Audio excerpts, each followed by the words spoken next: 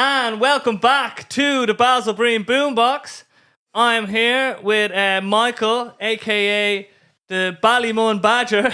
I hope you like that one. That's a good one, yeah. I'll explain myself a bit. I give him the name. That's not what he goes by. He actually goes by, Romeo Outspoken, which I think is a lot more poetic and phonetic as well. But the Ballymun Badger is what I'm giving him because the first time I seen you perform, your flow has sort of this like weight to it. There's like a heavy kind of feeling that I get, like the bum, bum, bum, bum, bum, bum, bum. And I don't know why Badger just came into my head because you're berating the fucking microphone with your flow. I met him on, well, actually, I don't think we've met formally. I think we just connected on Instagram after one of the Smithfield things. So we have now decided we're going to fucking do a podcast together for you beautiful people at home. So how are you getting on? Much appreciated. Thanks for having me on as well. I know, I appreciate it. You know, I reached out with a few kind words, as you do. And, you know, it's great connecting in with all these kind of creatives, I think. I'm finding the more I kind of meet up outside of the open mic scene, like how much I sort of relate to even the thought process of somebody like you, like even just driving in, we're kind of all over the place with ideas or whatever. It's like, oh, these are fucking crazy people like me as well. That is true, yeah. But yeah, no, so basically what I'd want to get into first is how did you kind of get started with what, how would you describe yourself in a way? Well, I always describe myself as a theatre boy. See, the way people see theatre boy, they always see, the phony, fake kind of Romeo and Juliet. So that's why I was like, I kind of decided that I wanted to use Romeo Outspoken because it fitted my character. But I said that back in the day and the lads were laughing at me like, oh, Romeo, you're going to be like talking love and romantic. I was like, all right, cool. I was like, I'm going to wait outside a window and she going to know. So yeah, that's why, because that's why I'm into a lot of like kind of stuff back in the day about poetry, culture, arts, and theatre, and that's where I kind of formulated that. Okay, so that's what Romeo Outspoken, and the outspoken bit, that's what I kind of get from your image in a way. Yeah, outspoken, because that's why I kind of came up with that as that it kind of fitted my character, because I always see myself as kind of controversial or have a chip on my shoulder, because a lot of people like. My background is that I went to a school for intellectual difficulties and I was like, okay, cool. So once I got out of that system, when I got to 15 and 16 and started learning about different things, I actually gained a lot of knowledge through hip-hop, and people look at hip-hop as like the gangster image or the bullshit that they talk about. And I was like, there is that, but I'm going to break down every definition that we learned that the say that degrees will have. We just don't have the certificates or the paper to show it. But we'll back it up in vocabulary. Yes. We talked a little about this, the distinction between rapper, let's say, in a way, this kind of glorification of money, the wealth, the fame, the bitches, like all this stuff. Whereas what I've seen you do and what I've seen other sort of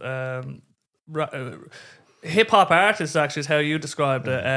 There's a much more deeper nuance to the lyrics in relation to life, the struggle, the philosophy, the pain of what the reality of the situations that people find themselves in, which I think you allude to with your writing, which is it's a lot grander of a narrative in a way. Yeah, because the thing was, I said to people that I can bring any reference of world issues into a hip-hop song and make it fit, because a lot of people have this narrative that there's not much intellectual capacity to it, but there's the likes of the Wu-Tang who talk about the 12 jewels of knowledge, which is knowledge, law, understanding, and they also talk about science, break down the formats of science. There's also an artist that's working over in England to promote hip hop as the intellectual capacity in a scholarly kind of way, and his name is Akala. So you should look him up. He's really, really good. He's very because he's a William Shakespeare based kind of MC, and he's breaking down the definitions, and he's bringing hip hop and what you learn at Oxford into hip hop music and breaking down, this is how we relate to the kind of institutionalized kind of things that they think that we're not academia, we're not smart, we're not intellectual. So we're like, okay, here, this, I'm going to bring a reference to you and see if you can put us on the same level as that. Like, interesting, yeah, because I think there's going to be, well, just looking at the history of just of humanity and society, and obviously music is a reflection of that, and also art. You know, as different stages of our development, different things are important to us. So, you know, previously it was about my own self-interest and, you know, conquering everybody else with my money, my fame, and all the resources are mine. Whereas now, as we develop more as a society on a spiritual and a conscious level, we start then looking at the collective, looking at, okay, oh shit, look at what we're doing to the planet. Oh, look at these people suffering in these situations. But I do think there's been always people in sort of impoverished situations that are trying to shed light and speak to it. And that's what I think real good hip-hop does, or rap, or lyrics, or poetry, or whatever. They speak to the suffering in such raw, eloquent ways, like KC's recent song, the scholar who flew over the cuckoo's nest. Maybe I'm butchering that, you know what I mean? But this kind of, there's always been that, hold on a minute, like it acts as a kind of a megaphone to kind of shed light on the pain. yeah. See, the thing is as well is that a lot of people, I don't know yourself of how far you're into the hip hop music in Ireland, but there was a base in Ballymun and they were incredible artists. There's actually one that, well, there's a few of them that have passed, but there's Lunatic and Reese Wild, and they were kind of doing music in Ballymun, and a lot of their stuff was incredible. And then the street literature, and that would be like James Costello, For Real, and G.I., and they're doing incredible stuff with the music. And a lot of the people that have come after that are learning from them on the stuff that they were doing. They were like, oh my God, they're amazing, I want to get into hip-hop. So yeah, it feeds each other, like the next generation inspires the next, and the more we see different ways of doing it as well, that it doesn't just have to be about the Rolexes or whatever, that we can actually create, because what it does is if you're able to articulate a type of suffering or a type of pain or a type of problem with music, it helps really transcend what normal words could just do on their own, in a way that music can touch us within, even on a subconscious level. Sometimes we don't even know why we like a particular song, and then when we actually dig deeper, I can see, oh, this is why this lyric, actually, I like it. It seems like, oh, why would this make sense to me? But then I go, oh, because it reflects this in my life, or reflects this feeling. So there's many ways to approach the art, and I think it's beautiful when we can use it for good in a way. Yeah. See, the thing is as well, I've been doing this for 17 years, and I've always felt it real easy to have a conversation with yourself. Like artists in particular, we have a particular mind. We might not like the same music, or we might not kind of dig in the same kind of way we're doing things, yes, but we'll always connect on some sort of way. Some fundamental thing. Yeah. So that's why I've been doing this for 17 years, and I've kind of dipped in and dipped out, and a lot of people know me from like the likes of the Costello's albums. I've been on the Mary Jane and other stuff. You should have a listen to these incredible albums, the Mary Jane, and then there's also the likes of the Cosmos. From Costello, you're saying? Yeah, Costello. He's a really amazing artist, and that's who I learned from, because when I was 15, I met Costello, and I met him through my brother. And after that, it took a life of its own, and I started learning about different things, about hip-hop, how I can establish myself, and how I can achieve vocabulary excellence. I always call it, is like I say into my songs now, because I'm at an age where I need to step up a level of my understanding and education, because I'm not that young kid anymore. I need to teach the generation that the sophistication of the hip hop, and I can't talk bullshit and club bangers, because I don't understand any of that. Like. Yes. So the better vocabulary excellence in a way, the better you can sharpen up your vocabulary, the better you can speak your truth and your ideas, and the better you can connect and resonate with people, I think. Yeah, see, the thing is I always say to people that I'm much better on paper when I'm explaining myself rather than in actuality, because I'm not down to the practicality stuff. I've learned a lot of the way it done life in paper, and a lot of people don't understand that. And I'm like, I've always put the practicalities aside for the more creative elements of things, and it probably didn't work in my favor, but I've learned from a lot of it, like, because it looked like when I started listening to hip hop back in the day and listening to Tupac, it was like everyone looks at Tupac for his glorification of bitches, women, you name it. Hit him up and all that. So. Yeah, and then I was saying to him, was like, all right, cool, I'm going to show you songs that will impact people on a scale that people take out of context. It's like, Brenda's Got a Baby, Keep Your Head Up, Holler If You Hear Me, Panther Power, all these songs, like, I was listening to them, and like the likes of Changes Until the End of Time, Staring Through the World Through the Review. I learned from this. I was like, okay, who's Malcolm X? Who's Tupac, the fella that he's named after? The Black Panthers, who are these? Who's Malcolm X? Who's Martin Luther King? Who's Che Guevara? Who's William Shakespeare? Who's all these people that he's kind of saying in these songs? So I started looking into them, and then I was like, all right, cool. So I was looking at them, and then the more as I got older, I was like, started to understand. I was like, I think in a similar vein, like, because I have a very, like, my ideals is like revolution. My ideals have always been revolution. It doesn't matter, like, I always see things as that it has a revolutionary stance, because there's always going to be revolutions. There's like technology revolution, there's communication revolution, there's different types of revolution. There's different degrees of revolution as well. A revolution can be in your own life. I'm going to stop doing this thing. There needs to be a revolt. There needs to be change. I need to stop stopping in at McDonald's on my drive around fucking the city or whatever, you know what I mean? Yeah, but that's it. Like, that's why people kind of miss the context of things and misinterpret things. But that's why I try to get across to people. That's why I'm trying to be different with my music, to try and get the people across, because as I was saying to you earlier on about this whole mentality, from the closer to home mentality, this is going to be closer to home mentality, because this is very ingrained in the hip hop music in Ireland, is the Southsiders versus the Northsiders. There's always been that, because it's a class issue, because they're looking at it like from the stances that Northsiders, Southsiders don't understand us. We're Northsiders, we can't communicate with Southsiders because they're coming from Fox Rock, they're coming from Black Rock, they're coming from all these posh parts, and we're coming from like Ballymun, Fingerless, Blanchardstown. And Killock, all these other places that. But there's other places like there's Tallaght, there's Clondalkin. There's many of these places that are suffering like Ballymun and suffering like Fingless, are suffering like Killock. Oh yeah, we all have a fundamental human suffering in that, you know, loved ones are going to die. We're going to have failures in our lives. We're going to struggle with relationships in our lives. So there's something fundamental in how we can relate to other humans because we're fundamentally human. So there's always that bridge.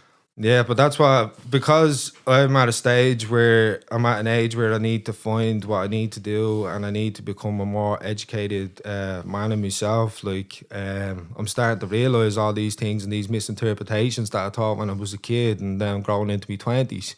And this kind of like, I'm going to divide myself because I'm a Northsider and this is what I was taught. And now I'm at a stage where it's like, I don't care. I've meeting people that are like some of the most genuine people, and you're thinking that because I'm from the North Side, I should not communicate with someone from the South Side. And it's really interesting. It comes down to, it's the same problem like classism, racism, religious ideologies.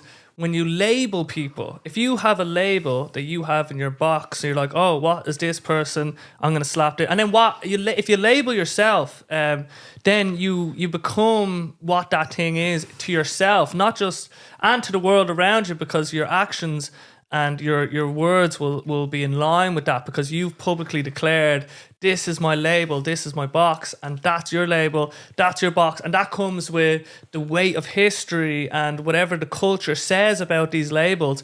And I think we have to look at people always as individuals and look at ourselves as individuals, as multifaceted individuals. Yes, we can say, I'm a musician, I'm a writer, and this, like, but like fundamentally, you have to realize that you're also, the most fundamental thing is that you're human, and that and even more fundamental than that, you're just an experience for the universe in a weird kind of way. Like, what's at the core, and then when you interact with people, you can if you can move past the labels, because the labels is what gets us into trouble. Us versus them mentalities with sexuality. It's the biggest problem is that we label and we think this label versus that label. Yeah, like I was saying as well, there's a lot of different things. It can jump to different things and it can explain different things. And just to go on that, what you were saying there about being humans, is like here as well, is that I know like people have different beliefs and people have different ideologies, but the lack of understanding and the lack of actually talking to people about what do you believe in, and as you were saying earlier on, why do not just people ask, oh, what do you take it as, or how do you see what it? do you actually believe? What do you actually believe? It's all like arguments, and that's how war started. Like that's what I was saying, the absolute bloodbath that's been happening in Ulster because of this Catholic order versus the Protestants. But as I said to you earlier on, that Catholics never existed in Ireland. It only started coming in, and we've been conquered by Ireland. We've been conquered by England. Sorry if I say Ireland. Yeah. But we've been conquered by England, and we've been conquered by other forces. And I was saying about the Scandinavians as well, that we glorify the Vikings as these saviors, and then we put them into our history. But they went and murdered and tortured a lot of the people that we would consider Irish. Yeah, like the lens of history. It's funny how, it's like they say history is written by the victor in a way. And history as humans, our history is so painful to look at sometimes, because the amount of tremendous atrocities that we've done in the name of this ideology or just conquering, or as we developed, you know what I mean, as a society. We've moved past, hopefully. Now you're still seeing wars in Ukraine, and it's not like we've transcended to fucking sainthood yet, but we're moving in a positive direction. But we've done some terrible things, and again, like some things we celebrate in the past, like we were saying, like Thanksgiving. It was another bloodbath in a way. Like we have to be careful, but there's a flip side, right? So there's people in the past, right? Let's say, for example, you're seeing a lot of hate towards particular figures or whatever because they had this belief or that belief. And, people of a given period of time, like let's say if you ask people in Missouri or whatever in the 1800s or whenever slavery was prolific, if you were back then, would you be for or against slavery? They'd say, I'd be against slavery. But you wouldn't. You'd probably go along with it. And same if you were in Nazi Germany, you might think, I'd be able to rise above that, and I'd be able to say, no, I wouldn't be a Nazi. But you probably would be, because you would have just been caught up in it. And we have to be careful that when we look back and we condemn certain... Now, obviously some things are definitely condemnable, 100%. But if you're looking at someone brilliant, like let's say maybe Malcolm X, like or Martin Luther King, and then you just go, oh, but what about this little thing that they did? And then we're like, okay, right, he's not perfect, right? Fair enough, he's not perfect, but look at all the good they did. Yeah, but that's the thing. Like people take out of context personal life and what they were actually trying to do. The same with UEP Newton. I don't know if you know too much about UEP Newton, but he was a founder of the Black Panther Party along with Bobby Seale, and he started interconnecting with all the different factions and started a movement. But that's been so profound to people of a minority in America, and how to get educated, how to see themselves beyond the level that people thought they should be. Because as I was saying to you, that a lot of the past is that they were not letting people of colour be taught or be educated, and a lot of these people that they seemed stupid or less educated or less valued just because of their skin colour, it was absolutely wrong. And they learned, and they are now teaching grandkids about these. They're teaching generations upon generations upon generations, and it's starting to spark minds. Like the likes of Tupac, who was mentioning a lot of this history and how he was so integrated, like his whole family were integrated into it. And they're being educated, because the thing is that we're in a situation in society where knowledge is becoming lucrative. So if you have knowledge, you should value knowledge. You should educate yourself. You should research. You should look deeper into things. You should teach yourself. Instead of just being like listening to the one-dimensional thing, you should look at all the different aspects and educate yourself and be like, kind of, instead of agreeing, look into it. Yes, and formulate sort of a broader opinion and looking at it from as many sides as possible, because what you'll realize is that the issues that probably you feel strongest against are probably more complicated than what you imagined, and when you're only looking at it from one way. The other thing as well, when we realize that other point of views aren't necessarily wrong, they value certain things, right? So basically, everyone's point of view is technically correct in a way, because to them, they see it as correct. And so don't say you're wrong and you're stupid. Say, okay, all right, let's go into your mind. What does that look like from your point of view? Okay, all right, I see this here. I see that. I kind of see this. I still kind of disagree with that. But okay, I can see you have a point about this thing. So I'm willing to discuss it more.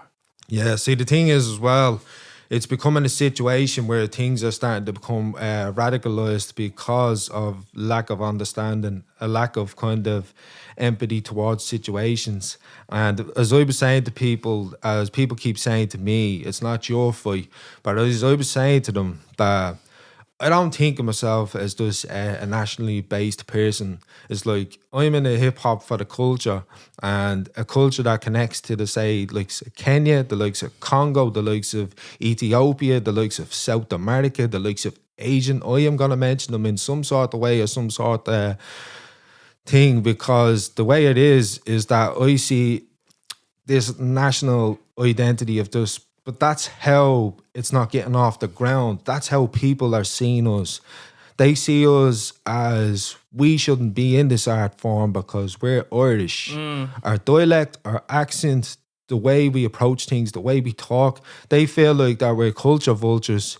And I put in, it was like, all right, cool, you call us a culture vulture. I'm going to call myself a cultural veteran, because that's what I think of myself as, a cultural veteran. Because the likes of James Joyce, Oscar Wilde, I can name multiple artists, multiple literature contexts that will say that we're not robbing, we're putting our own identity and stamp on this, because Ireland is known for revolutionaries. Ireland's known for rebellious nature. Ireland, as I learned there a while ago, that Ireland's very closely connected to where hip hop started, and that's Jamaica. Yeah. And they were teaching the slaves about the dictionary of the English, and they were teaching them. And now there's a deep-rooted level of Irish ancestry in Jamaica. And they say that we're culture vultures. They don't see it as, they see it as that we're vultures. We're not part of this. We're not this. Like Eminem got this ridicule and now criticism that he doesn't belong. But if you look at his past, you look at the stuff that he was going through, he has the mind to open himself. Like, he was beaten badly by people. He was put down because he was coming from the poorest situations. Oh yeah. And the man has done so much and inspired so many people. Like, one of the songs that closely connected me and wanted me to start doing this, and I know that a lot of people is kind of seen as it's a horrible kind of thing, because they always say, oh, you're an Eminem wannabe. And it's like, all right, but any white rapper or any ripe lyricist is going to be like put in that label. But go ahead. But as I was saying, Sing for the Moment is what got me starting.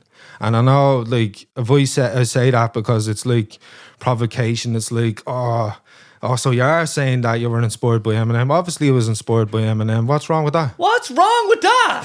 Is that not a bad thing? And just on what you were saying about this culture vulture concept, in that, okay, let's say to people to say that you're not part of a particular culture, well, you have to ask yourself, what is culture? And really, if you're saying culture is like a spirit, it's an idea. You weren't born with culture. It's not in your fucking blood. It's not based in any sort of reality in itself. It's part of the human experience, and it's a spirit in a way. And to say that some people can't exercise their expression of a particular culture or a particular spiritual intention is just so wrong. And it comes from such a place of negativity, like to say you can't, even though, like, let's say for example Eminem, he was expressing himself through what was considered to be a predominantly black cultural artifact, which was hip hop at the time. To say that he can't do that because he's not a particular skin color, or he wasn't born in a particular place, or he doesn't have a particular blood in him. It's the same fucking problems that we see with racism and classism. It's all part of the same. Anytime you're saying you can't do this because you're not X, it's such a limited way to look at the world. Culture is something that humans have created, and we've created different cultures, different pockets of culture, and it's there to be enjoyed and to be felt, and if you feel pulled into a particular culture, it's not because your blood, it's not because your skin, it's not because where you were born, it's because it speaks to you as a human in this particular time on the planet, and you should not feel that, oh, I can't do hip hop because I'm not this ethnicity or something. It's so bad. Yeah, see, the thing is, as well as I watch a lot of documentaries, and I listen to a lot of kind of interviews of Malcolm X, and he was saying that what you need to do is you need to educate yourself to a level where the oppressors can't oppress you anymore, because you have your facts, you have your statistics, you have your information in hand where they can't. Because the thing is, if a man becomes so educated and so well versed that he can't be beaten, they will not defeat you. They might feel like they defeat you now because you don't have the knowledge to back up, but they will not defeat you when you have your purpose and you're ready. They'll just be like, okay, I'm done. That's it. I am out. I can't defeat this man because he's undefeatable, because his education is beyond the level that I thought he could reach. Yes. So that's what I always say, that hip hop is an education system that the education system wouldn't teach us, because we learn the fundamentals. When we go into the school, we learn the fundamentals of education. But if you stick to the education formula of what the system teaches you, you're going to be stuck in that system. You're going to think that degrees are the end all and be all, that you're not going to get a successful job if you have a degree. But look at the likes of Mark Zuckerberg, the likes of Elon Musk, the likes of all these great minds. Some of them don't have like the qualifications that like the Harvard or Oxford or all these kind of things. And then there's the people that you don't know about. Yeah, that's what I'm saying. Because people put value in stuff that is valueless, should I say? Yes. Like that didn't come across well, but that's what I'm saying. That's this. They think it's the end all be all. Yeah. In a way, and if they don't get something, then they're losing in the game or whatever it is. And I think so. What you're alluding to there is that you should never think that there's only one way of looking at the world. Like, let's say, if you think that the school system, obviously there's massive benefits to education, you know what I mean? But if you didn't happen to get a fucking degree or whatever it is, it's not like you're lesser or anything. Nobody's lesser than anybody else, because we literally have just, like, the cosmic dice that is our life was just thrown, and it rolled sixes or it rolled twos or it rolled ones. It's complete chance that we are who we are, you know what I mean? So whatever happens in our life, it's not really good or bad. It's just whatever happened on that throw of the dice, and we can just hopefully make the most out of it, whatever that means to us in a way. Yeah, see, the thing is as well, I only had this conversation with someone today that as kids, we learn. As kids, we're not born with this knowledge. No, we're not born with this knowledge. We're not born to be racist. Racism is taught. We're not born to feel oppressed. We're taught this. So all these philosophies are taught by society, because kids don't see skin color. Kids don't see inadequacy when they're born. They're brought into this world, but they're taught this. Yes. And someone was saying to me there the other day about, there was this kid that I think it was like, something she was saying to me about like skin color. It was like because my friend is Brazilian, like, and they were saying that this kid was being badly kind of the information was kind of like racist towards, like, because there's a big racial divide in Brazil at the moment. But the mother came over and started giving this kid abuse for like being racist, like, and I was like, but it's not the kid's fault. The kid needs to be taught that this is wrong. Because he's not learning this by himself. He's learning this from schools, or he's learning it from parents, or he's learning it from someone. Yeah. He needs to be taught that he shouldn't be racist. He needs to be taught that he shouldn't. It's not okay to say these things. Yes. That he shouldn't look down on other people, because kids will be kids. Kids say stupid things. Yeah. Kids do stupid things. But if you leave the kid in the way that he is, he's gonna grow up and be a man, and he's gonna have a horrible ideal and horrible philosophies on the way the world is, if he's not taught the right and correct manners and the way of doing things. Yes, and kids, like, the point is that you don't know shit when you're a kid, and you are going to make mistakes, and you need hopefully a bit of guidance from, you know, if it's parents or just an older figure or anybody really that has your best intentions at heart and has lived a life. And I think there's a tendency to think like that, like let's say the value of a good parent is that, okay, they've lived a life, they've made a shitload of mistakes, or a good mentor, and that they can hopefully steer a child or a young adolescent in the correct way. And I think we have to remember that, and even if we think children, for example, oh, we should let them decide what they want to do, or in any respect, it's like, I think parents should always, until like they're 18 or whatever, as hopefully, because they have their best intention at heart and they've lived a longer life, that they should be in control of a certain type of guardianship and have control over the sort of big decisions. But what you're saying there in relation to just the knowledge that we get as children will push us in a particular direction in a way, you know what I mean? And we have to be careful. And every moment that we have, not just with children but with people, is a teachable moment. Like how we respond to other people when we first meet them. Everyone, especially children, they're looking at things. They're like little sponges. You know what I mean? They'll see how you responded to a person of a particular skin color or a particular class or whatever it is. And it's interesting when you say, because children are colorblind in a way. You know what I mean? Until, and I feel I have this weird. Because, right, I can see there's problems, especially in our past, like with race and how we've treated particular races as a society as a whole.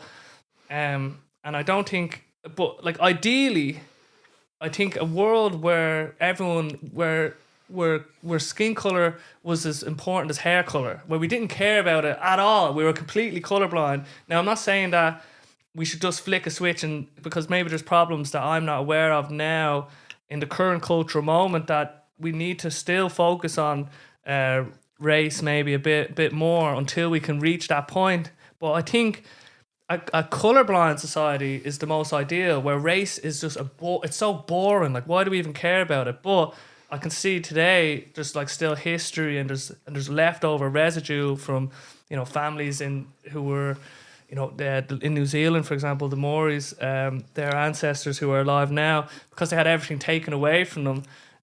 They grew they grew up in poverty and other stuff. So you can see, okay, well, because of racism, because of that badness, this is the effect of that. So we need to make sure that we eradicate it in a way, and then we can move forward. Yeah, see, there's a fundamental thing that's missing now, and I think it's starting to bring up a lot of problems. Remember, I was saying to you, I can see a civil war happening in this country between them and us approach, and I could see it from a mile away. And anyone that has this awareness looks around and see this is getting to a situation where it's like they're being handed this, they're being handed that, and you can't blame someone for coming in and taking advantage of what they're being given, because they're not in a good situation. Yeah. They're not being treated well in their own country. So if they come in and they're being treated well, don't blame them. Blame the government. You're not pointing at the right man. You're pointing at the wrong man. Yes. And it's not right, because you're teaching kids to feel that you're below people now. And that it should be fundamentally taught that I shouldn't blame him. I shouldn't blame him. I shouldn't blame him. But I've done this myself. I can't take myself out of the loop. Oh yeah. I'm not, as you said, I'm not perfect myself. Nobody's perfect. We just learn from this. But I just think it's not right to because because the thing is that they're teaching us that because they're getting this, that it's okay to go out and assault someone. And that it's good on you, boy, going out and assault someone. Yes. He's not from this country, I'll go out and assault him. Oh, now it's getting cheered. It's getting cheered online. You were saying something about a refugee camp getting burnt out. Yeah, there's the refugee camp. I'm not too sure where it was in the country, but I seen it on TikTok, and I was like, people cheering, and I was like, that's not good. Like, yeah. I was like, that's not good. That's not good at all. Like, because it's bringing up this whole kind of thing that's gonna start sparking off nationalist movements. Yes. And this is what starts off like the likes of the KKK and other clans that come up from this. This is what they like. That's what the Holocaust started happening, and all these other things started happening because that they felt that we're not getting what they're getting. Yes. And this is what's happening, that it's starting to fundamentally change society and change the look of things. Yes. And then I say to people that I'm going to tell you what's happening in Brazil right now, and they won't listen because it's like, it's not ours. It's not happening to us. So we should be cared about what's happening in Brazil. I'll tell them, what's happening in Spain, how they're treating people in Spain. Oh, I don't want to listen to Spain.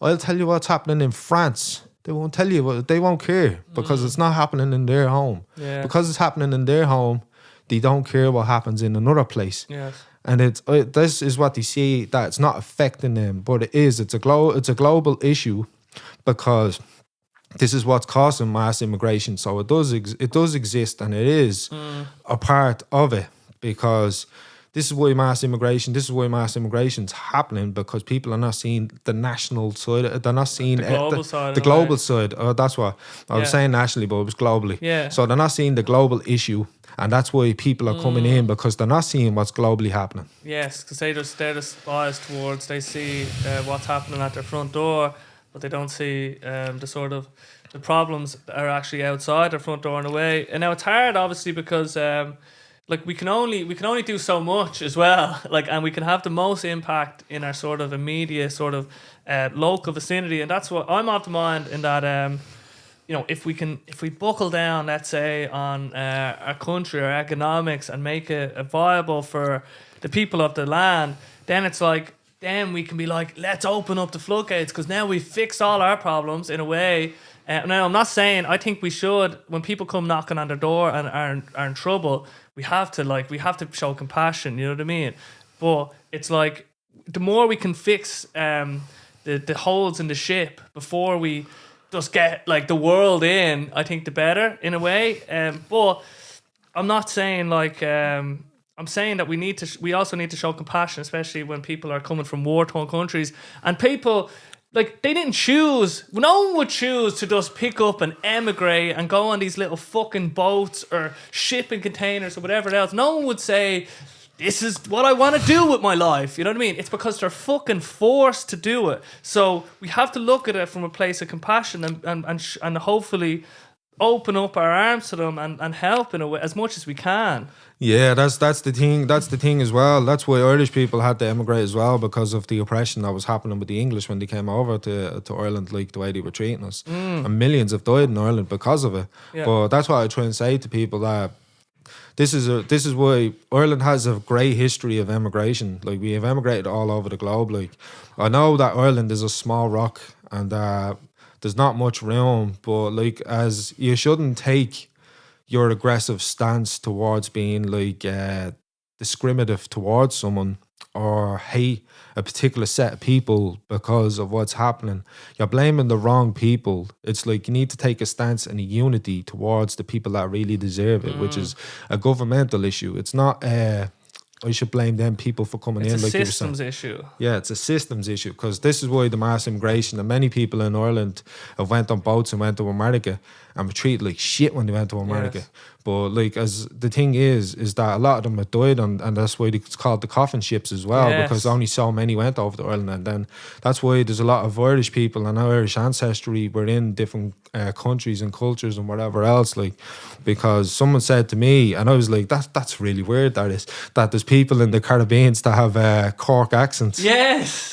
It's so interesting. And emigration is not just a story of Ireland, it's a story of of humanity in a way, and to just look down on people who have tried to look for a better future for themselves is just the wrong way to look at it. And you can see, okay, so with nationalism, for example, it's like, okay, what are the good aspects of that? Okay, well, pride in culture, okay, and a wanting to preserve the culture in a way, right? But where it gets dangerous is where it says our culture is like better than your culture, or our people are better than yours, and this is all ours, and you're not getting any of it in a way. That's where it sort of goes into like the negatives, because I think having a pride in your culture isn't a bad thing in a way, and wanting to preserve elements of it, but you have to understand as well that nothing is permanent. Like culture, whatever you're trying to hold on to, whatever you think is permanent and traditional and of historic importance is going to change. Like over the next 100 years, 1,000 years, million years, culture is evolution in a way. It's not a stationary thing, and like it is good to like find love and enjoy parts of it, but it's not. You shouldn't try hold on. Like it's the pain. It's like with everything. The more it's like holding on to the river. Mm-hmm. You know what I mean? You can't hold on to it. It's just moving. And when you try to resist, and that's the fundamental problem where all pain and suffering comes from. We have to realize that it's a normal process for things to change over time. Yeah. See, the thing is as well is what I hate as well, and I hate hearing when people say it. It's really, really disrespectful to people because I've had a lot of people and I've wanted to go into full-blown aggressive arguments with them about it, but they're not going to listen to me. This whole approach is that we should look after our own. And it was like, the way I see it when they say look after our own, and it's like this whole approach is where you from. I don't like it. Where you from? All that matters is where you're from. Where you from? No, it's not only that, because it's always like, because I've met many people, and the way they're seeing it, where you're from, is they're seeing it from a racial aspect.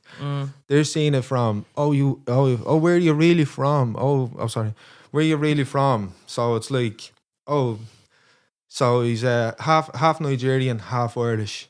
So it's like, he can't be Irish. So it's like he can't be Irish because he doesn't match what Ireland looks like. And I was like, that is absolutely horrible. His grandparents probably living in Ireland since longer than you. Yeah. And you're telling him that where you from, and he could probably speak better Irish than you. Yeah. And you're telling that is an absolute disgraceful manner that has come up in the last few years. And I hate when people say that, because what gives you the right to say something disrespectful like that to someone? Yeah, and it's like it's just taking a visual aspect. You know what I mean? It's such a strange thing, skin color, because it's actually it's just like a pigment in your skin. Like it actually has no real bearing on reality, but it's a visual thing that your brain gravitates to. And the reason that us versus them exists in a way, because if you can imagine in tribal situations, for the survival of your genes and your genetics, it would have been better for you, right, to like look at your family and say, this is us, everyone else is them, we're going to kill everyone else. And that would mean that the people that killed everybody else and looked at other people as scum or other, their genes would have propagated. So like it's just a kind of a natural evolutionary byproduct. But just because something exists in nature doesn't mean that that's the way it has to be. That's the problem when you try to derive an is from an ought. It's like the old fundamental problem, in that just because people even say, homosexuality, it's not a natural thing. Well, what the fuck is a natural thing? If it exists in nature, that makes it natural. But just to finish that point on the tribalism, in that we might have certain tendencies like violence, for example, but we can transcend that with our consciousness and our rationale. Yeah, see, the thing is as well, as you were saying about homosexuality and the approach on that, like I have a lot of friends and they don't deserve the treatment that they get. Like, as someone said to me, a friend said to me a couple of years ago, why is there so much pressure for me to come out to my family? Why can I not just say I'm gay or I'm lesbian or I want to be trans? Yeah. Why does it have to be this big kind of like awakening or something, like, or being ready for bad news or criticism from family? It's like it's not right. Like, why can someone not be who they want to be? Like, and then there's the other side of the argument is also that it's now getting to a situation where they're the oppress and now are trying to oppress others, because I've seen it and I've heard it from other people, is that like, okay, that they're trying to force acceptance on people that are not going to accept it, and that's not right either. It's like the whole yin and yang debate, or pros and cons. It's like there's pros and there's cons. Yeah, it's like you can't criticize something without it all coming back and backfiring on you. And that's what I was saying. Like, I'm an advocate for the LBGT community, and I've read in through a lot of the history, and a lot of my friends deserve their rights for 100%. Marriage, and it shouldn't have took this long. It shouldn't have took all this. And there's also great documentary. It's a horrible documentary. I wouldn't say a great documentary. Yeah, but it's about conversion therapies and how religion is trying to convert gay people into being straight. Yeah, and I was looking at it and I was like, oh my God, this is absolutely horrible. Yeah, they're trying to force how they really feel about themselves into trying to fit the narrative. No, it's so fucked up, man. And it's not only that. When they were saying to me in the interviews that it was like they were showing hardcore pornographic material to these children, I was like, oh my God, why would you do that to someone? It's crazy. It's like that is absolutely horrible to do that. And then they don't see it as wrong. That is wrong. That's why you have so many of these kind of cults that are doing this. And the same with like other kind of things. I can't go divulging too into it because it gets worse. But but what you're saying, with any sort of group, right, or any, it's like labels, right? So like, let's say LGBT, Christianity, these have certain ideals and ideologies, and it's when it's like if I condemn you because of my ideology, for example, you're a homosexuality, I'm a Christian, so I'm condemning you for this, or I'm an LGBT proponent and you're a Christian, so I'm condemning you for being a Christian. We have to try and not condemn and try to understand. And I think where we try shut the other side out from having a discussion. So one thing I hate seeing, like if people, like let's say you're going to speak at something, or there's this speaker and they have like, let's say controversial ideas, whatever, you have someone just making loud noises or shouting over them, and the way to handle like ideas that you don't that you disagree with is through debate and discussion, not by shutting them out. Like it's strange when you see like a side that's been oppressed for so long then flipping on its head and saying like, you can't do this now. It's like communism as well. Like people thought with communism, because it's such a compassionate idea, the government should provide for society and we should all earn the same and everyone should work the same. But what happens is that like without democracy or if you give absolute power, it's when you give absolute power to people, it corrupts. Some fucking psychopath is going to get up to the top because that's what they do. There's a certain percentage of the population that don't care. They don't have morals, whatever. They just see, oh, look at this game. If I play it a certain way, I can get absolute power and then I can instantiate that power. So what we have to avoid is giving too much power and always having a sort of democratic approach. Yeah, see, the thing is as well, I don't know if you ever heard of the Stanford, Connecticut experiment. No. The Stanford prison experiment. Yeah, go ahead. So the Stanford, Connecticut experiment is that they were assigned roles. One or two were in power. So they were given roles, and then all of a sudden... So there's prisoners and prison officers. Yeah, so it started transferring over. So it was like, one day it was like, oh, it was a mess. Oh, do this, do that. And then all of a sudden they were like, you need to start taking a reel. And then all of a sudden some atrocious stuff came out. And then 3-4 days were absolutely like beyond the level that it should have went. So what happened was, just to clarify it a bit more, is that so the experiment was, let's make this group of people prisoners and this other group prison officers, and let them role play what that's like for a few days. And you wouldn't get away with that kind of experiment these days, because when you get the prison officers really got into it and like really started executing their power. And you can see reflections of that, let's say, imagine in Nazi Germany, or any time there's power over other the dominion of other people, it's open to corrupting the person, or it's open to be taken advantage of, similar to how the priests took advantage, or not the priests, sorry, pedophiles took advantage of becoming priests in order to facilitate their terrible desires or whatever. So it's a similar thing to that, like. Yeah, that was absolutely disgraceful. Like, them things should have never happened. It should have never happened. But that's it. That's what I was trying to say. You're trying to defend that against other ideologies and say that's wrong. Like, here's an example. The way that a lot of people are getting misinterpretations of the Muslim traditions and what's happening in Muslim, and saying that, oh, it's wrong what's happening in Saudi Arabia and other stuff. But they don't look close at the home and all the stuff that the likes of Christianity brought to the world, and how dangerous it's become, and how if you look, I'm gonna paraphrase this, but I know that somewhere kind of thing that the Pope was actually the instigator of war, like he was a war veteran kind of thing. And I think who was it that was involved in the Austrian war was John Paul II. Wasn't he a soldier before he became more the than Pope? me. Yeah. So, yeah, he was actually. Yeah, I think so. Yeah. Yeah, so he was a soldier before he became the Pope. Yes. How does that make sense? He probably went over and killed loads of people, and now he's the Pope. Yes. But that's what I'm trying to say. Why are they saying that one is wrong? Obviously, there's a lot of bad things that happen around religion and whatever else, and that shouldn't have been happening. It shouldn't be taken out of context that your religion's better than my religion, your religion's better than my Your religion. ideology is better. Yeah, because it's all pros and cons, because at the end of the day, we're humans. Yes. But that's the thing. People don't deserve suffering. People don't deserve to be treated ill. As you were saying to me there, everyone wants to be happy. They want to have healthy kids. They want to have a healthy life. And they want safety. And they want to be able to provide. Exactly, yeah. If you remove sort of, let's say, Catholic and Protestant from the equation, you're just left with humans who just want, hopefully, to not suffer in their lives, or just, they don't want their children to suffer.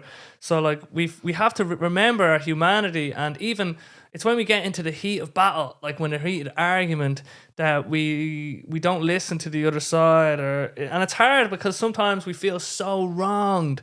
And because I've been in situations in my life where I felt I was really fucked over in a business that I owned. Just the hope I was treated really disrespectfully, and I still kind of working through that. I think I'm obviously always in a better place than when I was yesterday, but it's hard. Like during that period, it was hard for me to see the other person as a human in a way, or the people involved. I was just seeing them as just these fucking evil entities. But now, as I've moved on, I can kind of see, well, okay, all right, they had a certain side of the argument, and just because I didn't see it from that point of view, I still think stuff was fundamentally wrong, but it's not like it was all wrong. You know what I mean? There's little bits of, okay, I can see this, I can see why they might have done that. So it's trying to look at it from a point of understanding, and that's what forgiveness really is. Like forgiveness is when you're able to transcend, like, you did this to me, when you can actually go, okay, I can understand that they were just a person like me who, like, they fucked up, maybe they really fucked up, and hopefully now I can forgive them, so I can move past it from a point of understanding. Yeah, I know, because remember I was saying to you in the car that it's like, if we all had the same minds, we all had the same perspectives, we all had the same ideas, and say one day everyone's wearing the same clothes, whatever, and then someone comes in with red shoes, and then everyone's wearing like white shoes, they're gonna find that, oh, he doesn't fit in the code. I'm gonna hate on him because he's wearing red shoes, we're wearing white shoes. Yeah.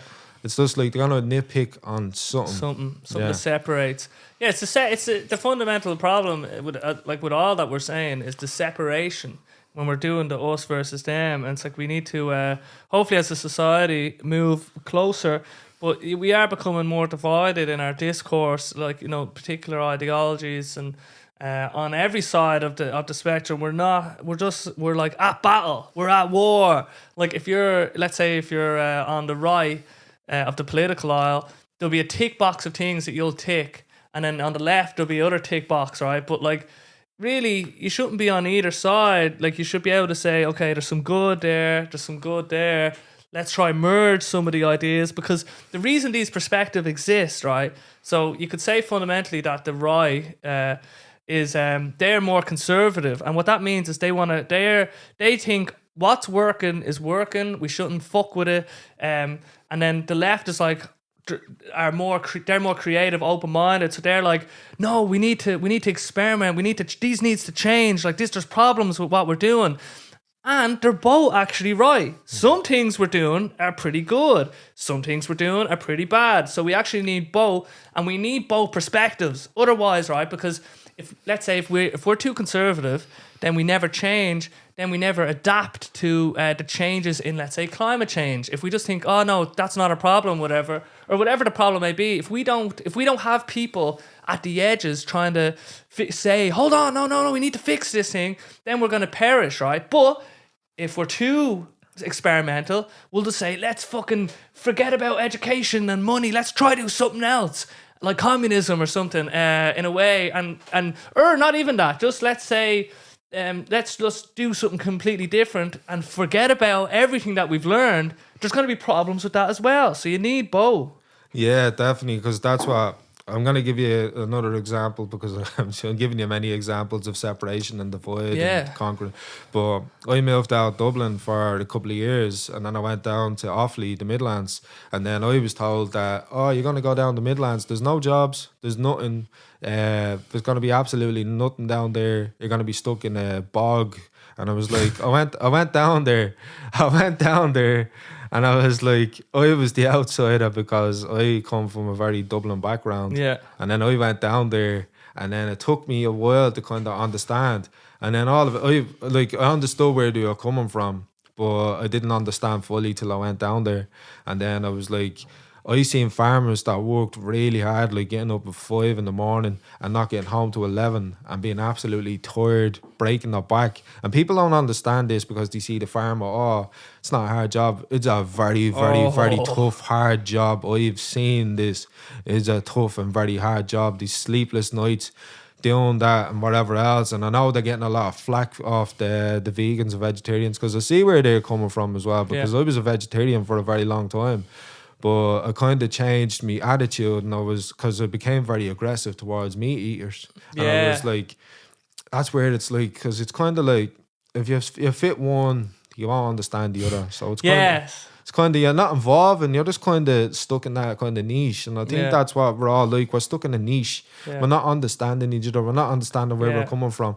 But that's why when I went down there, and then I seen all this, I was like the horrible systems that they have down there.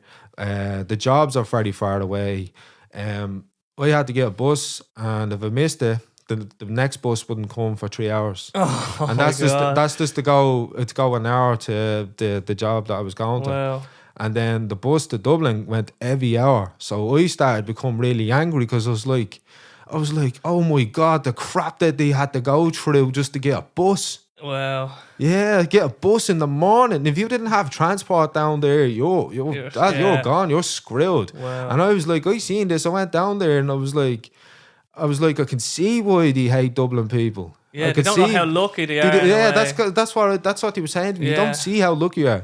Like we don't even have proper central heating. Yes, we have like fire stoves. We don't have gas. We don't have gas pumped into our systems. Yeah, like our sewage systems or our back garden or whatever. You know what I mean? There's all this stuff that we're that they're dealing with that we're not. And even you become desensitized to whatever. Let's say, for example, running water. Like now that we have running water, we take for granted that we have running water, but we need water. Is like the most fundamental thing for our survival. The fact that I'm able to just pour glasses of it or whatever, and we can just be like, have water parties, is a fucking miracle, right? And it's fucking brilliant. But we take for granted that we have this miracle. And even transport, when I lived in London for a bit, I was like, well, the transport here is fucking next level, you know what I mean? It's beyond what Dublin. And I'd be like, you fucking Dublin bus. And now what you're saying, now I'm thinking, fucking Dublin bus is brilliant. Like waiting on the 33, it's not that reliable, let's say. But if you compare it to that, you're like, fuck, I have it really good. And that's brilliant because that's opening my perspective now, just hearing what you said. Yeah, but that's what I was saying. I was like, oh my God, like the stuff that the people from the Midlands and stuff and the people of the rest of Ireland, like I can see, because it's all like a lot of Dublin people, once they think once they leave Dublin, that's it. If it's just farmland, there's nothing, there's no life going on. But like, that's why a lot of people from Cork they don't have a great kind of idea of Dublin, because Dublin don't see them for what they are, like a big county, a big kind of atmosphere that's happening there. It's because it's everything. Once you come to Ireland, it's a very kind of Dublin perspective. And once you leave that, it's kind of like they have the wrong approach about everything. Yeah. And I can see, because it's the same with the scene, the same with the scene in the hip hop music, just to bring it back to the hip hop music and that it's very Dublin centric. And I was talking to someone there the other day, and I was saying to him, I was like, oh, there's people in Wexford, Wicklow, there's people in Clare, there's people in Limerick, there's people in Galway that are doing the music, but they're never heard. Yes. They're never heard because it's very Dublin centric. If it's not happening in Dublin, it's not happening everywhere else. But there's a great movement that's going on at the moment in Cork. They're called Bad Arts Entertainment. Yeah. And they're pretty amazing stuff that's going on. And they're kind of having their own little thing that's happening. And I can see big things coming out of them. And I can see other artists that I've been talking to from different counties and how they're doing things.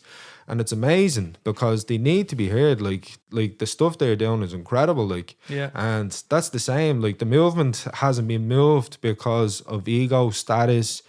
It's like if that's scarcity. See the music as well. It's a very separated kind of thing. So if someone's not doing the music that I'm doing, I'm gonna instantly hate him. Yeah. If I'm not in a group with him, I'm not gonna support him.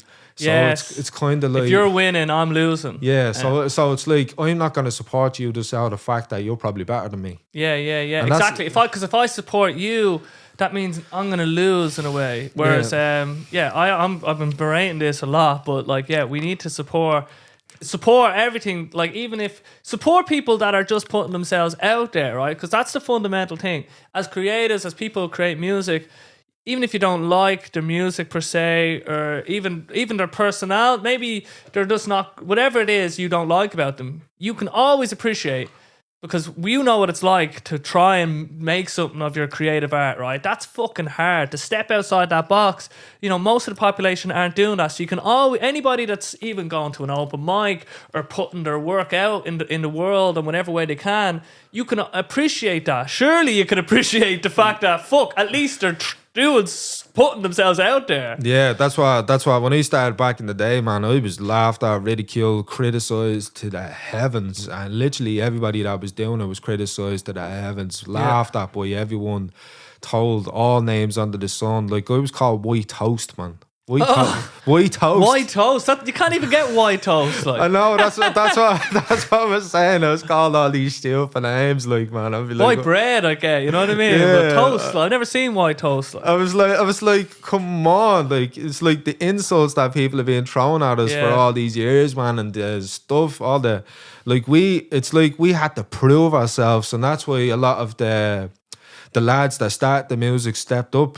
Because when I started getting to a situation where we need to be heard. Yeah. So I got to a situation where they need to be heard, and they started to expand. And that's why you have a lot of kids that are listening to the likes of the Costellos, Street Literature, the Lunatics, the Scary Eras. You had people going out and looking for this information because they were underappreciated. And it's like, we're very heavily...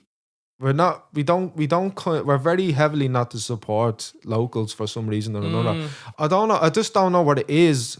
I just think I don't know. I don't know if everyone thinks. Yeah, exactly, I don't know if everyone thinks this way, but I think it's kind of ingrained in our culture to be kind of, if he's doing better than me, I'm gonna hate you. He's doing better than me. I have no money. He's doing better than me. He probably worked really, really hard to get that. But you don't see the hard work that he put through. You just see that he puts a business up and he's running a shop. It's like you don't see all the hours and don't see all the backbreaking. pain. Yeah. And like to hate on anyone, like from that place of like pain, I always say, you know, hate and inspiration are two sides of the same coin in a way. You can look at that and be inspired, or you can look at that from a point of scarcity and where that proves, oh, I'm hating on this. And it's a cultural kind of thing, because there's a spectrum of like, let's say Americans are super naive and optimistic, right? But they're not afraid to believe in themselves, right? And they're not afraid to believe in each other. But we're kind of afraid to believe in ourselves, because, you know, there's a chance that you might like get egg in your face in a way, like, look, you didn't fucking do nothing with that, or whatever it was. And it comes from even it's a kind of cultural thing in the UK. It's like called tall poppy syndrome. So. The analogy is that like the tall poppies get cut first. So if you stick your head up, you're getting cut. You need to blend in, and we have this. It's kind of a cultural artifact in a way, and we need a bit of, because with the Americans you could say, okay, if you believe too much and you think everything is going to be sunshine and rainbows all the time, that's naive, and there's going to be a storm eventually, right? So you do need a bit of belief, and you need a bit of skepticism about reality and what is possible, but we're too far gone one way. And when we hate, like, surely we even if like, the only things I hate, right, is if I seen a man like punching somebody, or like a woman, even anybody, any violence. I hate seeing violence, unless obviously maybe it's like they deserved it, they killed 10 people or something. So like, I'm not saying that, like, what I'm saying is, right, there's certain things I can look at and I can say I hate. The thing I hate actually is probably hate. I hate. Yeah. Which probably is not bad, because I need to understand this. You need to, the super open-minded perspective, right, is to understand that hate even has a purpose in a way. You know what I mean? To not hate the hate, to actually realize that that's also part of our fundamental reality. But before I'm not getting too into that, what I mean is that, yes, we need to support not just local, but support what we see around us. Yes, it's also, someone asked me this question the other day, because they were like, they were coming from a middle class background, and they kept saying to me, they were like, the working class, they have something about them. I was like, what's the working class? What do you consider the working class? Because the working class nowadays considered like someone on the dole, impoverished and whatever else, living in a crappy community. That's what the working class means nowadays. Yeah. And I was like trying to, because a lot of people have been asking me this, and I kind of give them my perspective on it. I was like, working class, what you consider a working class is someone that's like in an impoverished background and in a shitty situation, is on the dole and is not going to have a job ever. Yeah. That's what you consider working class. And I was trying to say to them, that's not working class.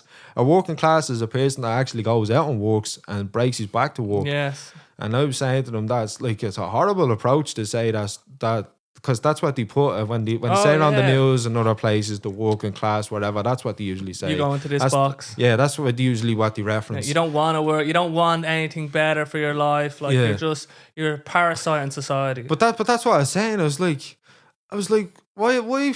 How can you call someone? How can you call people working class if they're not working? That makes no sense. Yes. And I was like, Ireland. We have a very kind of like past generations. Like, they went out to work, they done days work, they went home, looked after the kids, had multiple kids, looked after the family and whatever. But now it's like a situation where you're actually better off not to work, because you're not getting any entitlements. You're getting absolutely outstanding taxes. Like, you can't even survive taxes. That's the kind of thing. And then people are like, why should I go out working? Yeah. If I'm breaking me back, and then there's people out there that are getting paid better than me and are getting in better situations, and that comes down to hypocrisy, because people don't see that. And it's kind of like, as I was saying, separate divide. That's like, everything is separate divide kind of thing. It all comes down to the context of separate and divide. And that's what I was saying to my friend. Like, I was like, what? Like, you have a very horrible approach in this kind of working class over there. Like, because it's the... Anytime you're looking down, it's just, you're just making a mistake, I think. And again, putting people into boxes of any kind... Like, we need to just treat people as individuals, because that's where all the negative stuff comes from, is boxes and labels, and you're this, so that means you're you're this type of person. Whereas you don't know anybody until you start speaking to them. Like, for example, like we didn't even know each other that well. We had a few messages on Instagram. Now that we've spoken, I'm like, oh, I get what this person's about now. Like, Jesus, he's really trying to figure things out. His heart's in the right place, I feel, on a lot of issues that I resonate with. But I didn't, I'm not that, like, I have to treat you as an individual until we get to talking in a way. Because if I just think, whatever preconceived notion I have, if I think you're this or you're that, or hip hop like is, imagine I thought, rap is like a fucking, it's all like whatever, like bad, and it's all about violence, it's all about this. Like, well, I don't want to promote that. Like, but I have to separate you from all the other stuff that you could possibly be, and realize you're just an individual. Yeah, that's what I was saying. Do you remember what I was saying to you earlier on? I was being funny about it, but I do be funny about it sometimes, that I consider myself the noble escort of hip hop music. Yeah. I know, it's kind of funny because you're saying you wouldn't put noble escort and hip hop in the same context, but that's what I was saying. I try and reference everything like this, such as arts, politics, philosophy, psychology, anthropology, and give all the references of different anything things. else that rhymes with them group of words. Yeah, no, because that's the thing. Because that's the thing when people. Because I'm not trying to reach people that are in the hip hop community, because the hip hop community is still going to be there. They're still going to be listening to you and do your thing. They might not like your rhymes or whatever, and they go on to someone else. They're going to listen. But I want to reach people that don't understand hip hop particularly, because I have met a lot of people that don't understand hip hop particularly, and I'm trying to reach those people and say, okay, you won't listen to the way my rhymes are, so I'm going to formulate the sentences that you can understand, and I'm going to step up a level. Because I always say to people that I've become obsessed with a dictionary ever since I got one. And I had 5, 6, 7 dictionaries from different, like Harvard, Oxford dictionary, all the different dictionaries. And I made sure that I read them. And the same with Malcolm X, because he said that when he was in prison, he read all the parts in the dictionary, read every word from back cover to back cover. And he educated himself through that, because he went in. He was an uneducated person. He was a pimp. He was a hustler. He was selling drugs, whatever. And then he started going into prison, learning about the Muslim traditions, learning about how to educate himself. And then he became an absolute wordsmith. Like, he read A, B, C, D, E, F, G, all the way down to Z. The dictionary. Because what he said is once I learned how to read the dictionary, I could not be oppressed anymore, because they could not defeat me once I read the dictionary. And that's what I always put across to people, that hip-hop artists in themselves are ferociously trying to think up words, trying to create something that hasn't been created, and trying to get something across where they can have a debate and be like, you want to come up against me, someone that is putting his heart and soul into literacy, putting his heart and soul into what he's writing. And you want to try and defeat me because you have a narrow mind about it. Well, here's my thing. Here's my perspective. You can call me all the names under the sun. Well, I'll defeat you in lyrical excellence. Yes. I tried to get that across. That's so funny. But that's what I was trying to, because I'm trying to get my elocutions, pronunciation. Yes, exactly. Yeah, they're kind of off sometimes. But it's a work in progress, though. But you know where your North Star is. You know what I mean? Like, just because you're it's like you know where you want to move towards, and if you don't, like, the podcast is great for me to practice my elocution, practice my alliteration, practice my articulation in a way, not our alliteration. You know what I mean? And we're making mistakes, but that's the whole beauty of it. And then when you listen back to a podcast, I think podcasts are super powerful, because what I'm doing is like a personal development course in myself, in a way. That's why I really like the podcast. It's more so I can understand myself at a deeper level and try to, because if the better you can articulate yourself, right? It's not just the better you can, let's say, convince people or spar in the realm of ideas with other people. It's how you can think. Like, if you have a particular word, you can use that to think about things quicker. So I'll give you an example. There's this new AI image generation thing called DALL-E, right? And I've been thinking about it a lot, and I didn't have the words to kind of understand how I could describe okay, so how do I type things to get it to do the thing I want, right? But then I heard this term, and it's called prompt engineering. So the better you are at being a prompt engineer, which is basically formulating the sentences to get the AI to do what you want it to do, the better you'll be able to get. So prompt engineering, the fact that I have that term now, that encapsulates loads of meaning for me. And now I can be like, oh, yes, prompt engineering, I can see how that can change the world in a way, because I have this term. And whereas before it was clunky because I didn't have it. But when you have words, your thinking is better, and that means your actions are better in the world, and everything is just gets stronger. The better your tools are, because you have to realize that language is just it's a crazy fucking thing, right? But it's literally a man-made invention, and without words to articulate ideas, we would have just had feelings or whatever, because words aren't real in a way, like, because there's different languages or whatever. Maybe there's a realness, there's a spiritual element to words that they, like, you can understand what I'm saying at the speed that I'm saying it. I can understand you at the speed you're saying it. It's fucking crazy, right? It's actually, the more I think about it, that's tripping me out a bit, more than any kind of drug.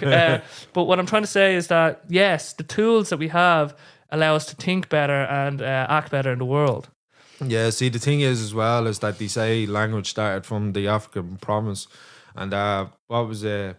I think that the word, because I was looking into it, and you were saying that it wasn't originally called Africa or whatever, or Africans. It was called something else before that, and then the Europeans went in, and it's like there's Afric. It's like a word of one of the cultural kind of tribal communities or something like that. But they were saying that Can was only put in as conquer, and I was like, that's really really interesting. Like, so that's why I always say that when I go into hip hop, I always deep dive into other things, like, because there's a lot of things about different kind of conspiracy theories, different other things, like a lot of the things that are kind of missing, and people kind of misinterpret what we say, and that we don't come across well. So that's what I read a quote there the other day: don't raise your voice, improve your argument. Yes, exactly. Because raise your voice, it's not the way to do it, and shutting people out with loudness is not the way to do it. It's to try, because if you, let's say if you have a particular way of looking at the world, and I do, right, and they're completely different, like, I'm not going to convince you if I shout or if I'm loud or if I'm saying you're stupid and I'm smart. You have to actually, the only way to convince anybody of anything is through the proper articulation and the proper formulation of your ideas, and also having respect for the other person. Like, that's what I think we do, like, a disservice to our discourse, is when two different sides of whatever the argument is, we look down on the other side for not thinking what we think. But we just have to understand that everyone's point of view, like, even if it's real, if we really disagree with it, we have to understand that for them, it's actually not that big of a deal. They actually think it's good, and we have to. The only way to reach into someone's heart, and you need to let them reach into yours. You need to be open. You need to, like, you can't just be like a Christian missionary going over and saying you need to learn this, like, because yous are doing this wrong. You need to be like, okay, this is the way I view the world. You view the world this way. Let's see, I think what you're doing, there's some wrong there, but maybe I don't understand this, so, like, let's try talk about it. Yeah, that's the same, but, like, I know there's this thing that's going on at the moment with different identities and 65 genders or something like that, or more. I was like, I can't really criticize it because I don't understand it fully. I know people have their way of thinking. I'm not going to discredit or disrespect someone because I don't understand where they're coming from. I just see it in a certain way. They see it in a certain way. I'm not going to fight you on it because I don't have enough understanding on it. But if you want to wake up and say to yourself, I'm a demigod, or, I don't know, cisgender, I don't have a clue what these kind of terms. Yeah, I don't know what they mean. But if you have that way point of view, all right, cool. But you're best off not being aggressive about it and going up like, you need to understand this. You need to understand this. Yeah, you need like to understand where I'm coming you're from. stupid. You don't know anything. You're backwards. I know, because I see a lot of like America this is the way it is. America is always having conflicts with these type of things because your man Andrew Tate, a lot of I don't agree with a lot of the stuff he says. Like a lot of his stuff is not nice. It's not nice on people. It's not nice to say. He has his mind on things, but some of the stuff he says is incredible. Like about how they should feel, how they should improve themselves. Yeah. How they shouldn't like agree fully with women and be submissive. That he wants to build like the family dynamics because the family dynamics have seemed lost.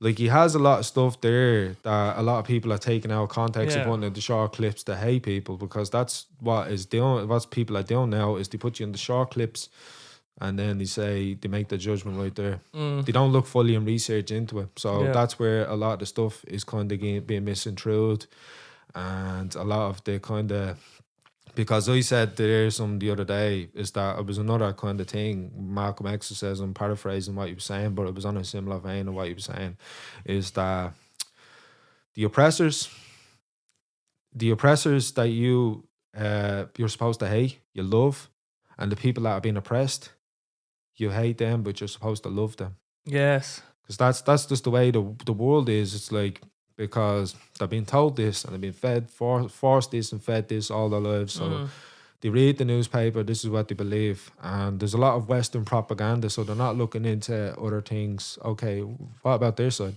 They're not looking into the historical events of how these things came to, and about, because obviously the war's happening at the moment and people are not looking deep into it. They're just looking at it from the Western side of things, but they're not looking at where Russians are coming from. Yes, exactly. And it's because you hit on two beautiful points there, and because we can explain this or try to understand this from what you just said. So let's say, for example, with Andrew Tate, a particular side of the aisle will take and again, some people you shouldn't agree. Nearly there's always something that you're going to disagree with some people, right? But you have to take the good with the bad, right? Well, I'm not even talking about what he even stands for anything, but let's say, for example, that there's good stuff that he said and there's bad stuff that he said, and because you've actually listened to more of him, you understand him better. But then people that haven't even given him the time of day, they just say, he's just bad, just pure bad, right? But then on the other side, imagine with the 65 genders and stuff, right? Because I don't really have an understanding of that. I haven't looked into that, so I could just say, on the surface, it sounds crazy to me, but maybe there's something I'm missing. Maybe if I looked a bit deeper, and maybe if someone could articulate to me, oh, actually, no, when you look deeper into it, this is why. So we have to understand that we're all susceptible to that kind of, you support this, that means you're a bad person, or this is stupid because I don't understand it or whatever, and I haven't looked deep into it. And we have to give people a bit more credit, I think, you know what I mean? And again, understand that when we talk to somebody, we're not going to agree with everything they say, and not everything they do is going to be perfect or good, because if you look at your own life, how many fucking mistakes have you made, and how many things do you regret saying or regret doing? Like, we're a fucking work in progress, you know what I mean? Like, and I could look back at this podcast and be like, oh yeah, my views have completely changed on that down the line. Like, but I'm sorry, I might have caused offense or whatever with X, Y, and Z. But we're always hopefully moving in a better direction. But hopefully give people a bit of credit where credit's due. I just want to. Before we get too ahead of ourselves, I just want to get, because we've just been fucking going off, but it's been brilliant. You've been such a great guest. I just want to say so in terms of your actual musical output, because I noticed, do you do actual music production as well as the rapping, let's say? See, the thing is that I have been involved in film. I've done a short film that was shown on RTE as a part of the annual rollout of short films. It was called Broken Whispers. It's on YouTube now, but that was part of the Roundabout Theatre. So mostly my perspective on things is that I'm mostly on the performance art, but obviously when you're a musician, you learn about timing, you learn about, okay, this is where the structure is, how I'm going to formulate my voice. So you're in production, even though you're not like doing the grafting of like pulling the knobs here, doing this, doing that. But you're still in music production in some sort of way, because you're producing the music. Yeah, you're producing the music. Like the music's not gonna, like, the artist needs to project his voice. He needs to get his lyrics out there, because if the artist is not getting out there, it's just a basic form of music. Like, and that's the interesting point, because I was saying to people that I used to listen to Beethoven and Mozart, and then they'd be looking at me, he's like, I never thought you would have listened to Beethoven and Mozart. I was like, yeah, I don't only listen to hip hop music. I love heavy metal music. I love soul music. I love classical music. I love punk music. Yeah. It's like, I'm not, just because I solely do hip hop and love hip hop, I want to be involved in all these. I'd love to be involved in heavy metal. I think heavy metal's amazing. I'd love to be involved in soul music, but there's a lot of soul and jazz in the music and hip hop music. Yeah. But when I went to say to people, oh, I want to be involved in heavy metal, I always get heavily criticized for it.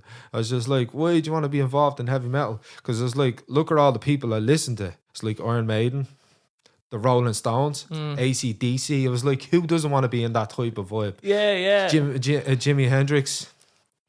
And then I say to them, I was like, I'm like, my biggest inspiration in music, and I relate to a lot, is Kurt Cobain. I say to people, I love Kurt Cobain. I love his music, man, what he stood for, because he was so real with his music, but he was sarcastic at the same time. Like, what he stood for, he was like, he was just writing like Smells Like Teen Spirit out of as a joke. Because he was saying that his friend turned around and said, oh, Kurt smells like Teen Spirit. And then he put on his song and he didn't even know what Smelled Like Teen Spirit was, an aftershave or something. But that probably got them a lot of sales. That's hilarious. I didn't even know that. but that's what I was saying. He was on tour when that broke big, like, but he didn't expect that to go big. I think that was on the B side of the album. Wow. He didn't actually want to put that out. But he has some amazing work. Like Come As You Are is one of my favourite Nirvana songs. I love Nirvana. I heavily inspired by Nirvana and the Kurt Cobain's writing. Like, I even have a song that's about Kurt Cobain. Well, it's heavily influenced on Kurt Cobain and all these, like, it's like a tribute or a homage kind of thing.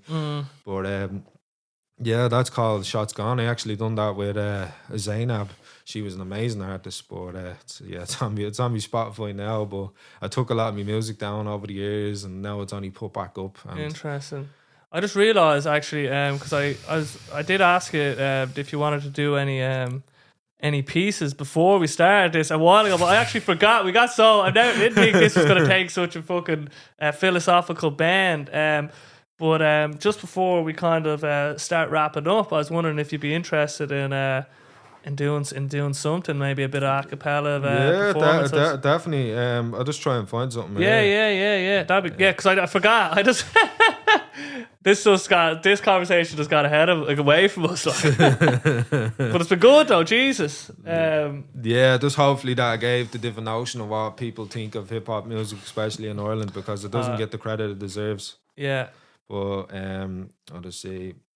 Yeah, it's hard. It's just it's like when you were saying about other counties don't have, like Dublin is where it's at. Well, Dublin has the biggest population. That's why. There's a higher concentration of people. That means a certain percentage of the population, let's say, do creative work, do hip hop, whatever. So the more people you have, like London, the better the public transport is because there's 8 million people there and they need that kind of transport.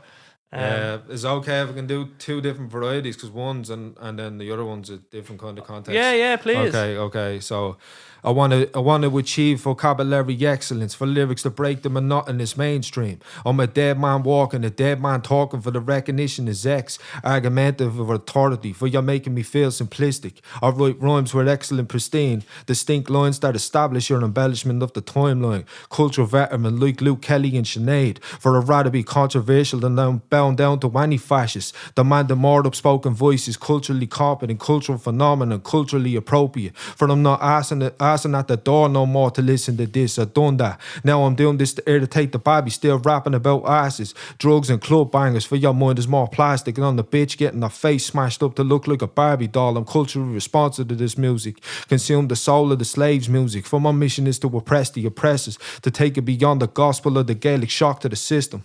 Woo! Yeah, it actually covered a lot of what you were kind of discussing in a way. Yeah, so I wrote that. That's actually called Culture Vulture, and that's what I wanted to write because people kept saying to me, "I'm a culture vulture." So I was like, "Alright, cool. I'm about to fly change your down and get perspective." some kind of vulture on that ass. Yeah, because it's like the chorus goes like, "I'm a culture vulture. I'm a culture veteran." So it's like, yeah, interesting. So that's what I was trying to do there. But it was just one of those things where I was just sitting down. I was like, "Alright, kill. People are gonna keep calling me this." So I was like, "Alright, I'll use it against them," kind of thing. You get me? Yeah, no, it's brilliant. Sorry, I'll just try and find something No, else. grand, yeah. We all got the time in the world. Seen the new John Lewis ad, actually. I thought it was brilliant. If anyone hasn't seen it, you should go check it out now. They're like little movies. Obviously, you can be cynical and say, "Oh, fucking John Lewis is." But, I don't know, there was something very touching I found. I don't want to give anything away, actually, in case you haven't seen it. But let it into your heart. Yeah, so this I wrote because I had a Brazilian girl that taught me about different perspectives on life and whatever, but I've probably done it at the show a couple of times, but just for people that haven't heard it, I'm going to try and get it down. I have a few projects in mind and what I'm doing at the moment, but I have a lot of material that I'm working on, but it's hard to get out because financial restraints and other stuff, but okay. Let me tell you a story about a Brazilian girl. How she came into my life when everything needed to be repaired. I felt lost and in total despair. Love lost from an emotional year. Deplored into really thinking I don't care. Guns equals happiness. Hanging seemed fantastic. Everything seemed drastic. Love was a fictional plastic. Reacted from a broken down relationship. Previously sworn never to love anyone again. She was more than a different cultural impact. She supported me through the darkest, the black, parting with the facts that love didn't exist before that. And then I faced a personality, hear my cracks. She made me open my mind, entwined in exploring a different oil, exploring a different love of one of a kind. She's a crazy Afro Latin, gave me the heart to follow back the passion for the satisfaction of taking the hurt of your experience. Deplored, unendorsed, ignored, inadequacies of greatest man's fear. For being looked over as powerless, a weakling beneath the people speaking. You seen the best of me. Found my identity, for tears finally left me before the looms us. Cemented together like a concrete rose. The Dublin kid mixed into a San Paulo dynasty. I never prayed so hard for an almighty to change something that seemed highly unlikely, but you invited me with preconceptions of wearing Nikes. Hooded up like a ghetto connoisseur, been through the same walls in a different decor. Adored my sensual dimensional repertoire. Before you take me as a non-educated peasant, I read the dictionary like a Bible confession. University and art societies don't want to hear me now. It's time to kick the door in and hear Michael speak. Woo! Oh, that was brilliant. It's funny that it's funny how like for me, nothing motivates me more to write than love or girls. Like if I have a crush or if I have a little, even a mini heartbreak of any kind, that emotion pushes me to write way better than what I normally would in a way. There's such great inspiration in that whole dynamic. But I really appreciate you doing them pieces. Oh, sorry, I just want to say, because I don't think I mentioned it about where Romeo actually came from. Oh yeah. I've never mentioned that, but I always think it's funny when I do mention it and see what people's minds are on it. So years ago, before I could read and write and spell, because I didn't have a great reading or writing and spelling until I was 15, and a lot of people kind of get like, "Oh, how did you do that then?" I was like, I done that through hip hop. That's how I educated myself. Wow. But that's what I was saying to them. So I got Romeo because one of my teachers was saying to me, because she seen that I started getting into the hip hop music and whatever, and I came from a very intellectually kind of was neglected or Oh, well, neglected by the system, but I was going through a lot of stuff when I was a kid. Like, so I went to a school with intellectual difficulties, and a lot of people get the perspective. Like, I had someone there the other day say about, oh, was the people in there with Down syndrome? I was like, what do you mean by that? That's a very disrespectful term that you're saying there, because I know people that have this, that have Down syndrome that are very, very smart, like, and you're putting them in a box just because they have intellectual difficulties. Yeah. And I was saying to them that just because you see someone as what you call a retard or handicapped or whatever, they're probably smarter than you. And you have the mind to, because I got this, I used to be called a window licker and everything. I used to get all these derogatory terms. Yeah. And I was like, some of these people are highly skilled, just because, like I was saying about degrees and whatever, people put too much focus on this. And because someone was probably more intellectually better than you, you put them down because you think you're superior because of where they're going to school and because they're not in the school that you're in. But the school you're in is probably not great. So like I was saying, so I got Romeo from my teacher, which is like, because I didn't like school. I don't like school. I didn't like the school I was in. I still hate the school to this day. If I went back, I'd absolutely run amok, because I absolutely hated everything. I always asked them about, because I was always very controversial. Even when I was in the school, when I started learning about all this, it was like, why are you not teaching me this? Why are you teaching me only ABCs and elementary stupid shit? I was like, I'm much smarter than this. I'm not ignorant. Yeah. I used to get into a lot of fights about that. But that's what I was saying anyway. So I got Romeo from my teacher, because she gave me a poetry book. And then she gave me a poetry book, and it was Romeo and Juliet. And before I could read and write, she started telling me about this because she was reading it to me. And then I started looking deeper into it. And she was saying to me, okay, you're getting into the hip hop music, whatever else, come into me with a poem. So I was like, all right. So I started reading, writing, and spelling, because that's where she wanted me to improve me reading and writing and spelling by writing poems. So I was like, all right, cool. So I started getting into it, started reading and writing and spelling, and my spelling started improving and all. So I came in with the poem, and I was showing my teacher, and my teacher was like, this is really good. It's like do this more. So the more I done it, she started saying it to me, encouraging me, and so she started giving me more books.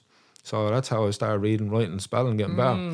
So then I done a love poem, and it was kind of like around the context of Romeo and Juliet.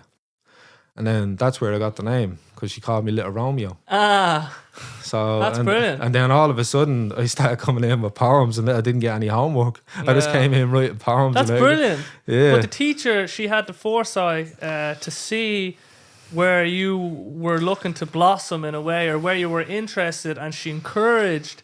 That's such a beautiful story, because teachers can have such a massive impact on, and we all can have a massive impact on people with encouragement. I'm telling you now, it's such a powerful force that we don't know if we unleashed on the world how better it could be, and how more fulfilled we could all be as humans. So that's a beautiful little story. Where can people find you? Actually, this is something I need to remember to do every time, because I always forget. Yeah, because I have stuff on Spotify and also my IG. My IG is Romeo Outspoken as well, I think. Yeah, I'll tag in all the stuff anyway. Yeah, so it's Romeo Outspoken on Spotify as well. I have a few songs, but sooner or later I'm going to start putting up on albums, and I have been working closely with different people on projects.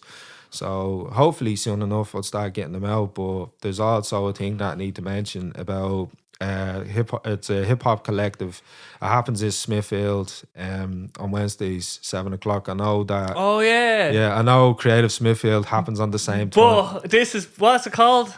It's called Collectiveyez. So the people that are in it are very good, talented. Like, you'll have like the likes of Savage, the likes of Jimmy the Bastard, you have the likes of Casey, you have other artists such as Daily, Flo Rose, is it? Yeah, Flo Rose, yeah. Flo Rose. Yous are all brilliant. Yous are all like, that Collectiveyez, that's brilliant. But he has a very, very high opinion of hip hop music, because he's a hip hop artist himself, and he's a great MC, and he's starting to establish something. But I think that it needs to be more promoted. Who is this?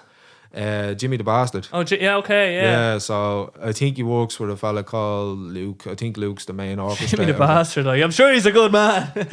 Yeah, I think he goes. I think his actual name is Jimmy Fontaine or something. Isn't it? Ah, yeah. cool. So it's funny, but hopefully I didn't get his name wrong. You get offended if I did. Yeah. No, but that's what I was saying. But that's why he has a thing that's going on at the moment, and he has a big plan for next year, and I could see where his vision's going. And with a lot of my experience, and because I'm an elder scholar, I need to step up because I'm only back. Was on a hiatus for the last 4.5-5 years with the music, and I'm only back. So nobody's expecting anything of me. Nobody's expecting me to come out with the stuff that I'm coming out with. They're kind of looking at me as like, oh, you're past it. So I was like, I'm not the same kid I was. I have a different perspective on things. You've learned, you've grown, and that's why I have a different approach. I don't want to write about the same stuff. I want to write about different things and look deeper, and that's where I'm trying to investigate into other languages so I can bring other languages into the music. Because I think the fascinating thing as well is, I know I keep mumbling on, but the fascinating thing is that I think it's beautiful just the word hello in other languages. Yes. That's really nice because everyone has that's how we connect as humans. That's how it doesn't matter what language you speak. Someone's gonna have to say hello in some sort of way. Yes, that event and it's so beautiful because you might think, what hello? You take for granted that we have that as a greeting, but to greet somebody, right, is to put them at ease, right? If I don't greet you, if I don't play that little, it's a social game. It's actually a game of what do you do when you meet someone for the first time, or not even for the first time. If I don't play that little game, or something's off with that game, you can recognize it. So the fact, all these little things that we take for granted that are part of our social contract of how we interact, they're so fundamental to how we communicate and connect with each other. It's actually crazy. And I appreciate that you're like me. You get asked a question, you'll go off on the fucking rails, right? So I don't even fucking worry about it, man. No, it's been really good having you on. I really appreciate you coming out. Much appreciated for having me. It was just nice that I asked you and you invited me on. Yeah, so. No, that's what asking you will receive. You know what I mean? There's much gratitude for it. Yeah. But sure, look, we'll be keeping an eye on him anyway, and we'll catch you in the next one.